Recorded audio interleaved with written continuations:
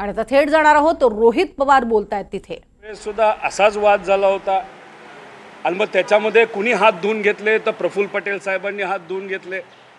त्यांची टर्म 4 वर्षाची राहिली असताना सुद्धा 6 वर्षाची नवीन टर्म ही प्रफुल्ल पटेल साहेबांनी घेतली. दादांना त्यात काय मिळालं नाही, नेत्यांना काय मिळालं नाही. आत्तासुद्धा जर तुम्ही बघितलं तर पटेल साहेबांवर जी ईडीली कारवाई होती ती कारवाई मात्र निघून गेली. पण दादांवरच्या कारवाई तशाच चालू आहेत, तटकरे साहेबांच्या कारवाई तशाच चालू आहेत.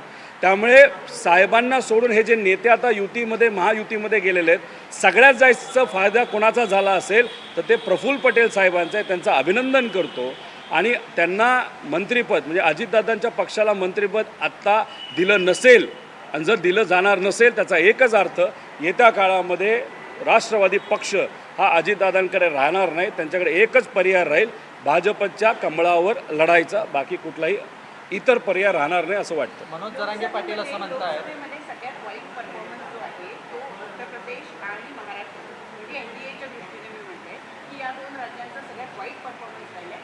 तरी या 2 राज्यांमध्ये 6 मंत्रिपदं देण्यात येत आहेत, म्हणजे तशी नावं आलेली आहेत. याच्याकडे तुम्ही कसं बघता, म्हणजे येत्या आधी विधानसभेची तयारी म्हणायची नेमकं काय?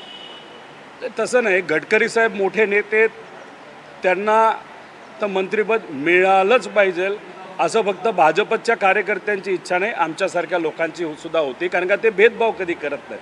ते त्यांना मिळालं. गोयल साहेब आधी महत्त्वपूर्ण पदं त्यांनी बघितली, त्यामुळे त्यांना तिथं दिलं गेलं.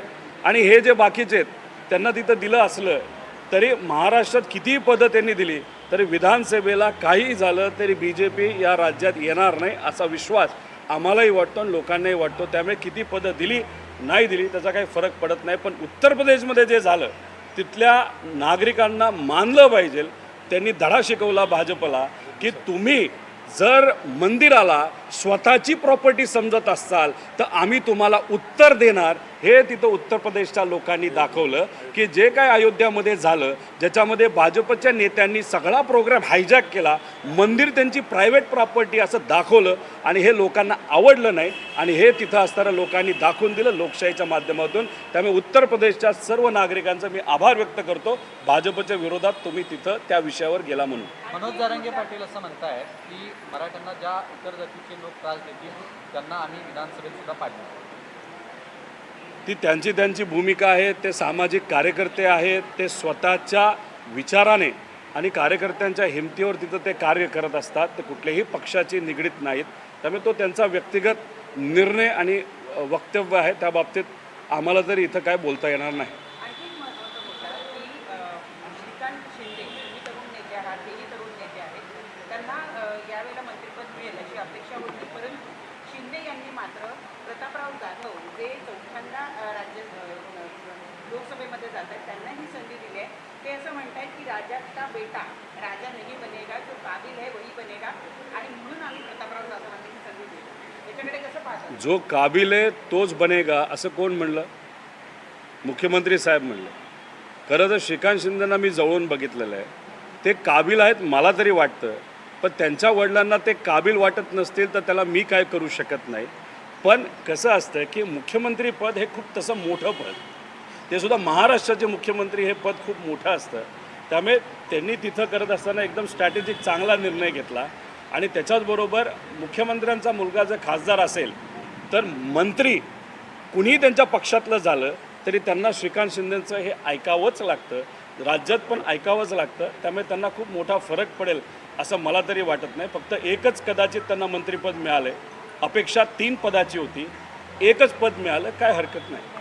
काल अदानी पवार साहेबांना रात्री भेटून गेले त्यामुळे एक वेगळ्या चर्चा होती. उद्या मुकेश अंबानी भेटतील, उद्या टेस्लाचे जे प्रमुख आहेत ते भेटतील, उद्या बिल गेट्स भेटतील.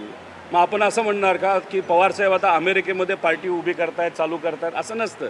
पवारसाहेबांचं नेहमी एक मत राहिलेलं आहे की शेतकऱ्याला ताकद दिली पाहिजे, मजुराला ताकद दिली पाहिजे, पण त्यांच्या मुलाली त्याच गोष्टी केल्या पाहिजे असं नाही. कुठल्या तरी चांगल्या कंपनीमध्ये नोकरी केली पाहिजे. आता नोकरी कोण देतं तर सरकार देतं, पण सगळ्यात जास्त नोकरी ह्या प्रायव्हेट कंपन्या देतात. अडाणी साहेब या जगात खूप मोठे व्यावसायिक आहेत. त्यामुळे त्या बाबतीतली चर्चा कदाचित अडाणी साहेबांची आणि साहेबांची झाली असावी. बाबांनो, गुजरातमध्ये सगळ्या इन्व्हेस्टमेंट करू नका, महाराष्ट्रात इन्व्हेस्टमेंट करा, ही भूमिकासुद्धा असावी, म्हणून ते भेटले असावेत असं आपल्याला म्हणावं लागेल. पियुष गोयलांनी शरद पवार साहेबांना फोन केला होता अशी माहिती येते. आजचा जो सुबंधित समारोह आहे त्याच्यामध्ये सहभागी होण्यासाठी, परंतु त्यांनी नम्रतापूर्वक नाही सांगितलं, कारण आज कार्यकारिणीची बैठक आहे म्हणून. आपल्याला याबद्दलची काही कल्पना आहे? नाही, आत्ताच साहेबांना भेटण्यासाठी मी सुद्धा चाललेलो आहे.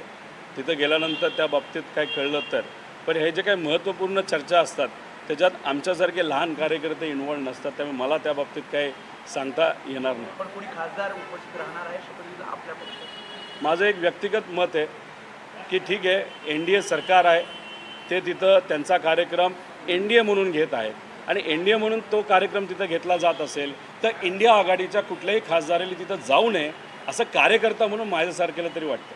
तर एक आणखी प्रश्न का, पुण्यामध्ये खूप पाऊस झालेला आहे आणि त्यामुळं बऱ्याच भागामध्ये पाणी साचलेलं होतं. त्यावरून आता खूप टीका होती आहे की पुण्यात समुद्र नव्हता, तो आता पुणेकरांना बघायला मिळाला कालच्या या निमित्तानं, पावसाच्या निमित्तानं. काही बोटीसुद्धा ठेवावं लागेल अशी परिस्थिती आहे. आता तिथं जे आयुक्त आहेत, म्हणजे जे कुठले आयुक्त येतात त्याच्यावर पूर्णपणे कंट्रोल हा पालकमंत्र्यांचा असतो. पण गेल्या 2-2.5 वर्षामध्ये तिथं इलेक्शन न झाल्यामुळे, लोकप्रतिनिधी नसल्यामुळे खर्च हा फक्त वायपाट केलेला आहे, खर्च योग्य पद्धतीने केला जात नाही. आणि सगळ्यात महत्त्वाचं काय की स्मार्ट सिटीमध्ये पुण्याचं नाम खूप आदराने घेतलं जात होतं, पण त्यात फक्त रंगरंगोटी केली गेली, फुटपाथ केले गेले, बाकी काही नियोजन नाही केलं. त्यामुळे तिथले लोक फार त्रासलेले आहेत आणि येणाऱ्या विधानसभेमध्ये योग्य असा निर्णय ते घेतील असं मला वाटतं. आज शपथ ग्रहण समारोह किस तरीके से देखते हैं, जो जिस तरीके से मंत्री पद कई लोगों का अपेक्षा करते हैं, खुद अजित पवार सोच रहे थे कि कहीं तो मंत्री पद मिल जाए, भले एक क्या हो, लेकिन वो एनडीए के आज गठबंधन है. काफ़ी देवेंद्र फडणवीस फोन करके घर गए, उन्हें मनाया, उन्हें समझाया क्या पॉलिसी है. आखिर जो अपेक्षा करते हैं तर विधानसभेला भाजपचं सरकार येणार नाही असं आमदार रोहित पवार यांनी म्हटलेलं आहे. तर विधानसभेला भाजपचं सरकार येऊ शकणार नाही हा विश्वास त्यांनी व्यक्त केला आहे. उत्तर प्रदेशच्या लोकांनी सुद्धा भाजपला दाखवून दिलेलं आहे, राम मंदिर ही तुमची मक्तेदारी नाही असंही त्यांनी भाष्य केलंय. तर प्रफुल्ल पटेल यांचं त्यांनी अभिनंदन केलंय, कारण प्रफुल्ल पटेल यांना जे जे हवं ते त्यांनी साध्य करून घेतलेलं आहे. तुलनेत बाकीच्या कोणाला काही हाती लागलं नाही असाही टोला त्यांनी अजित पवारांना लगावलाय.